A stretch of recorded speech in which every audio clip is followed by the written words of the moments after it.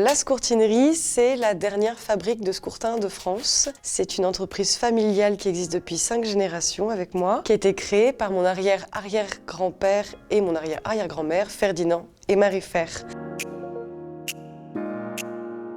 À l'origine, le scourtin, il faut savoir que c'est un filtre qui est utilisé dans la fabrication de l'huile d'olive, dans lequel on met la pâte d'olive, on les empile les uns sur les autres, on presse, et on a l'huile d'olive et l'eau qui sort sur les côtés. Donc ça, c'est véritablement un scourtin. Ferdinand, lui, ce qui a tout changé en 1892, c'est qu'il a déposé le brevet de la première machine à tisser les scourtins.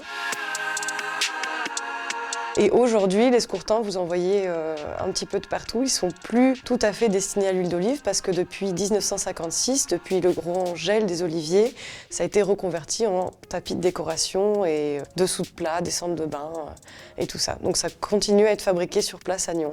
Là, c'est la mise en place des aiguilles autour desquelles on va venir tisser nos fils de coco sur la machine qui est derrière. Plus le tapis est grand, plus il y a d'aiguilles. Il n'y a pas d'école pour apprendre notre savoir-faire, c'est quelque chose qui s'apprend véritablement sur le tas, qui est transmis de génération en génération. Ma mère a même appris avec son grand-père. Il faut savoir être polyvalent parce que il y a les visites, il y a la boutique, il y a plein de choses à gérer.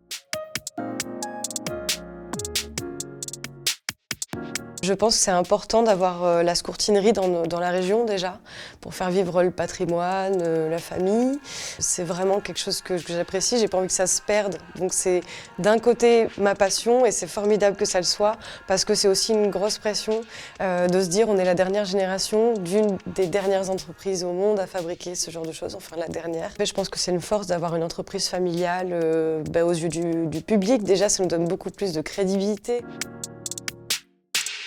De travailler avec le portrait de ses ancêtres au-dessus de toi, ça rajoute une vraie valeur à ce qu'on fait. Et c'est vraiment formidable de venir travailler tous les jours dans cette entreprise, de la développer et de la maintenir en activité. La Chambre de métiers de l'artisanat, c'est un organisme qui nous accompagne quasiment au quotidien. Donc c'est grâce à eux qu'on a rénové la boutique et qu'on refait le musée cet hiver. Depuis 2023, ils nous ont fait un diagnostic énergétique, une audit de faisabilité pour l'installation des panneaux solaires et dans tout ce qui est demande d'aide, accompagnement aux entreprises en général.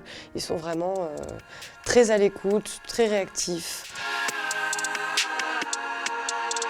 Un jeune aujourd'hui qui veut se lancer dans l'artisanat, je dirais que c'est une très très bonne chose, qu'il y a beaucoup d'avenir dans ce métier, surtout en France. C'est quelque chose d'extrêmement motivant de faire des choses avec ses mains, d'avoir un résultat en fin de journée. On sait ce qu'on a fait, on sait ce qu'on vend, on a des clients qui sont satisfaits, qui connaissent l'origine du début à la fin d'un produit. Donc pour moi, le Made in France, c'est quelque chose qui a beaucoup d'avenir.